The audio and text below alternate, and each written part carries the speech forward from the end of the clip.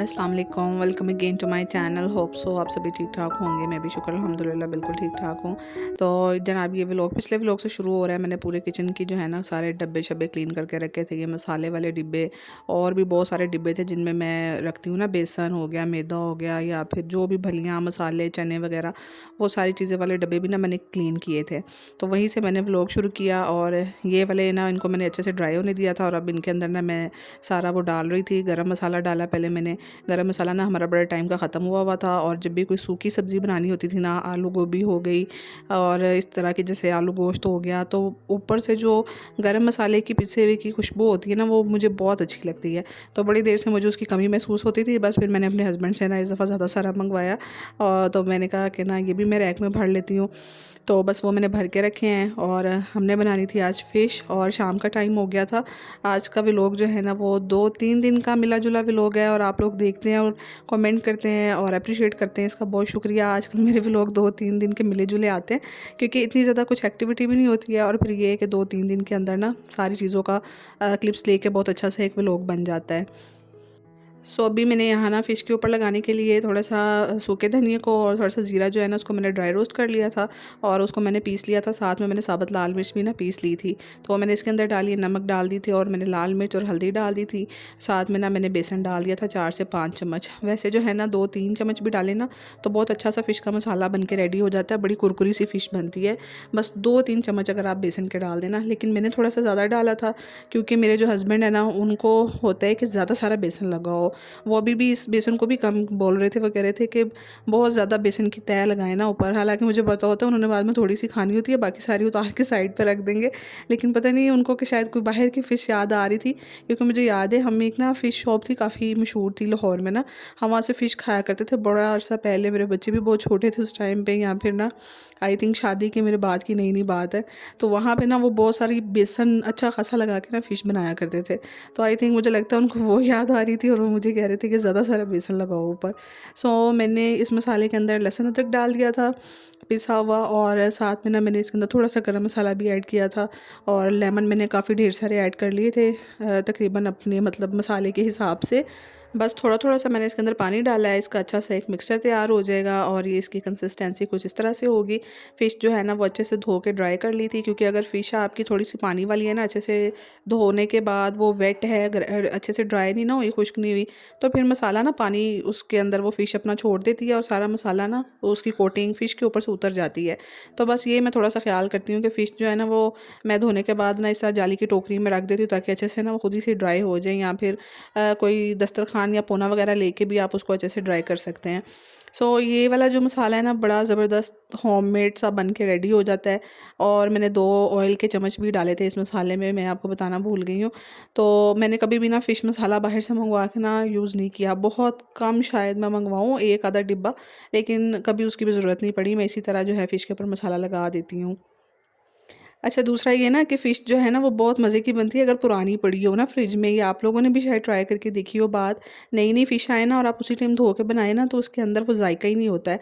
ऐसे लगता है अंदर से जैसे फीकी-फीकी सी बनी है। लेकिन उसके बरक्स जो आप फ्रिज में रख देते हैं ना और कोई आप 5-6 दिन बाद या हफ़्ते बाद बनाते हैं, तो उसका बड़ा ज़बरदस्त एक टेस्ट होता है।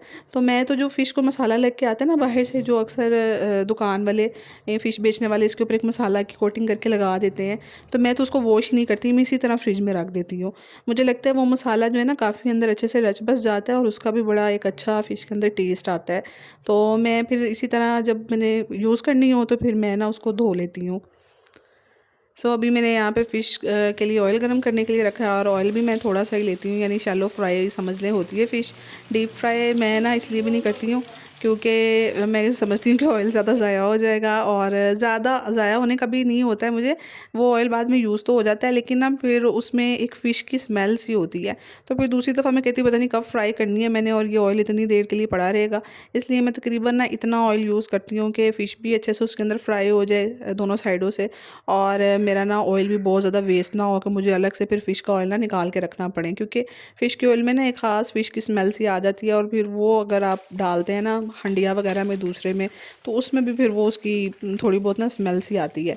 तो फिर मैं इसलिए ना थोड़ा सा कम ऑयल यूज़ करती हूँ। और बस ये देखें मज़ेदार सी गोल्डन सी, और थोड़ी सी मीडियम फ्लेम पे पकाएं तो बहुत मज़े की बनती है और जल्दी जल्दी से बन भी जाती है।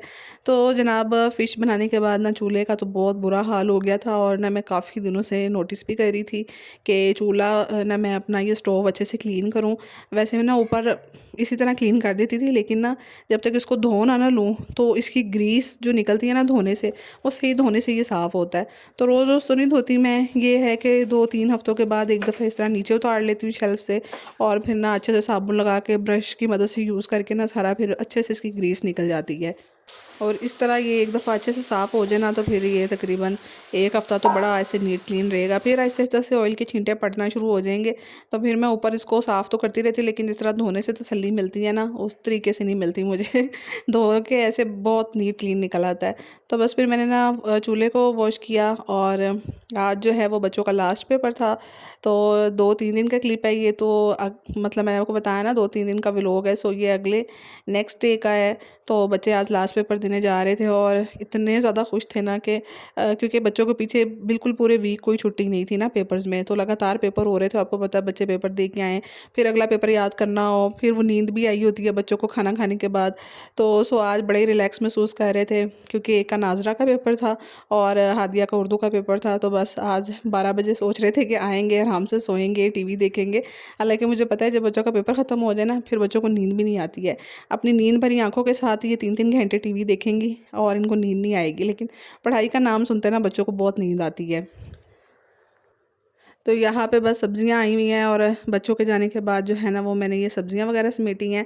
सब्जियों में ना मेरे हस्बैंड इस दफ़ा 3 सब्जियाँ इकट्ठी ले आए हैं कि मेरी बेगम ना रोज़-रोज़ मुझे तंग ना करे कि आज क्या बनाना है, आज क्या पकाना है। 3-4 सब्जियाँ ले आए ना, तो उनको सुकून होता है कि एक दिन बीच में ये दाल पकाएगी, एक दिन कोई बिरयानी या वो चीज़ें पका लेगी, या फिर ना दाल-चावल बन जाएँगे, 3 सब्जियाँ बन जाएँगी, और एक दिन मैं कहूँगा कि ना आलू की कोई आइटम बना लो। इस तरह करके ना हफ़्ता गुज़र जाएगा। कुछ फ़िश वगैरह भी पड़ी होती है, तो इस तरह ना उन्होंने अपने ज़हन में मैनेज कर लेते हैं कि अब ये हफ़्ता जो है ना मुझे तंग नहीं करेगी, कोई आवाज़ नहीं आएगी कि आज क्या बनाना है ना। तो ख़ैर मेरी भी ये आदत है कि मैंने भी कभी ये नहीं कहा कि ना ये सब्ज़ी पड़ी हुई है लेकिन खाने को दिल नहीं कर रहा, आप कुछ और लेके आएँ। मेरी यही कोशिश होती है कि जो मेन्यू चल रहा है ना हफ़्ता, घर में चीज़ पड़ी हुई है तो वो बना लूँ, और उसके बाद ही फिर मेरी हस्बैंड से फ़रमाइश शुरू होती है। तो उसको सारी चीज़ें करने के बाद, डन करने के बाद ना मैंने अपनी हेल्पर से कहा था कि विंडोज़ वगैरह क्लियर कर दो, तो अभी पता नहीं उसके पास टाइम नहीं था या जो भी, तो फिर मैंने ना ज़्यादा ज़ोर भी नहीं दिया। बस एक दिन कहा था, कहती बाजी चले अगले दिन कर दूँगी, और मैं खुद ही झाड़ू पकड़ के ना यहाँ ये वाली जगह पे बहुत पत्ते गिर जाते हैं, क्योंकि हमारी ड्राइंग रूम वाली विंडो है ना, तो यहाँ पे लॉन के दरख्त के बहुत पत्ते इसमें गिरते हैं। तो मैंने लंबे वाला झाड़ू पकड़ के ना ये पत्ते-शत्ते निकाले हैं इसमें से, और जो इसकी रेलिंग है ना उसको साफ़ करने में तो यकीन करें इंतहाई मसला होता है विंडोज़ की। पता नहीं कोई ऐसे गैजेट्स होने चाहिए कि ये ना विंडो की रेलिंग अच्छे से साफ़ हो जाए, ख़ास तौर पे मेरे जैसों के लिए जिनको थोड़ी-थोड़ी जगह पे भी डस्ट नज़र आ जाए ना, तो ज़हन में ना वो एक एंग्ज़ायटी रहती है कि सारी साफ़ हो गई है लेकिन उस कोने में डस्ट फँसी हुई थी, वो नहीं साफ़ हुई ना मुझसे। पर मुझे वही कोना बार-बार याद आता रहेगा, पता नहीं मेरा क्या दिमाग है, आई डोंट नो। आप लोग मुझे बताना, आप लोगों के साथ ऐसा होता है? सारी विंडो साफ़ कराऊँगी बट वो जो एक कोने से नहीं निकलेगी ना, हालाँकि कोशिश मेरी वो भी होती है मैं निकाल लूँ, लेकिन अगर नहीं निकलेगी ना तो वही ज़हन में बैठी रहेगी कि वहाँ से पता नहीं कोई गैजेट होना चाहिए, कौन-सा तरीका इस्तेमाल करूँ कि वो भी साफ़ हो जाए। तो ख़ैर यहाँ पे ना अभी सुबह-सुबह का टाइम था, और हुरिया जो है ना वो आके सो गई थी शाम को बिल्कुल ना, साढ़े 6-7 बजे सो गई थी। उठा के इसको मैंने डिनर करवाया, और डिनर करने के बाद दोबारा से सो गई थी। सुबह-सुबह ये फ्रेश उठी है, इसने खुद ही ओवन में बना-बनू के नाश्ता किया, टीवी देख रही थी, और फिर इसने बाहर आके मेरे साथ ना जाले वाले साफ़ करना शुरू कर दिए, और अभी ये नहा के आई थी, और फिर बस इसको ना मैं यहाँ पे आज खाना बना लिया था टाइम पे, और ये खाना खा रही थी। तो सो यही था आज का छोटा-सा व्लॉग, होप सो कि आपको अच्छा लगा होगा। दुआ में याद रखिएगा, लाइक शेयर सब्सक्राइब कर दीजिएगा लाज़मी, और चलें इंशाल्लाह नेक्स्ट व्लॉग में मिलूँगी। अल्लाह हाफ़िज़।